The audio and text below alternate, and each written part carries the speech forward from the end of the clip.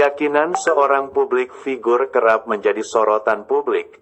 Bahkan caranya menjalankan kewajiban dalam beragama pun turut menuai perhatian. Seperti halnya budayawan Sujiwo Tejo yang jika dilihat dari penampilan luarnya selalu nyentrik dengan topi dan rambut gondrongnya.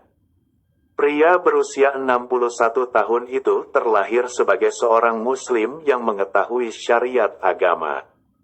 Namun, Sujiwo Tejo mengakui bahwa ia sudah melakukan banyak amal kebaikan dan ibadah kecuali sholat.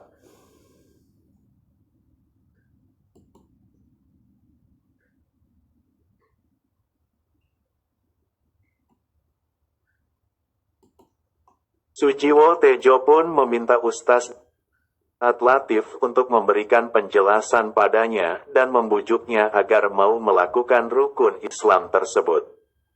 Tolong bujuk saya supaya sholat, puasa saya lakukan semua saya lakukan kecuali sholat, kata Sujiwo Tejo, dikutip dari TikTok @kuinara.bilqis, Selasa, tanggal 26 September tahun 2023.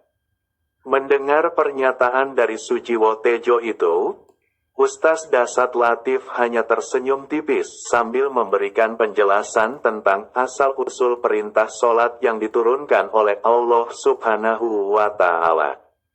Sholat memang menjadi salah satu ibadah wajib yang paling spesial dalam agama Islam, dibuktikan dengan cara Allah Subhanahu wa Ta'ala menurunkan perintah kepada Rasul-Nya.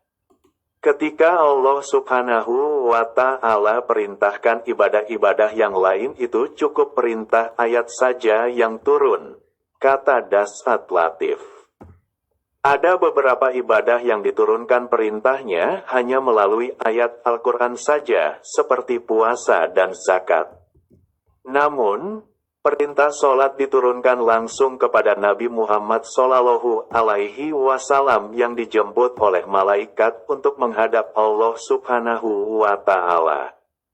Tapi ketika Allah perintah sholat, enggak boleh ayat turun. Nabi dijemput oleh dua malaikat kemudian diajak naik ketemu dengan Allah untuk menerima perintah ini. Tambahnya, Ustadz Dasat Latif menjelaskan alasan mengapa Allah Subhanahu wa Ta'ala memanggil langsung utusannya untuk mendapatkan perintah sholat, yakni karena ibadah tersebut adalah yang paling penting bagi umat muslim. Ibadah lainnya seperti haji, zakat, dan puasa bisa saja dilakukan bersamaan dengan aktivitas yang lain. Akan tetapi sholat membutuhkan waktu khusus dan tidak boleh disambi melakukan hal lainnya selain gerakan dan bacaan dalam rukun sholat. Apabila melakukan hal lain di luar rukun sholat, maka dipastikan sholat orang itu dianggap batal. Hambaan kepada Allah. Jadi puncak penghambaan kalau saya mengaku hamba, sholat, ujar Ustaz Dasat Latif.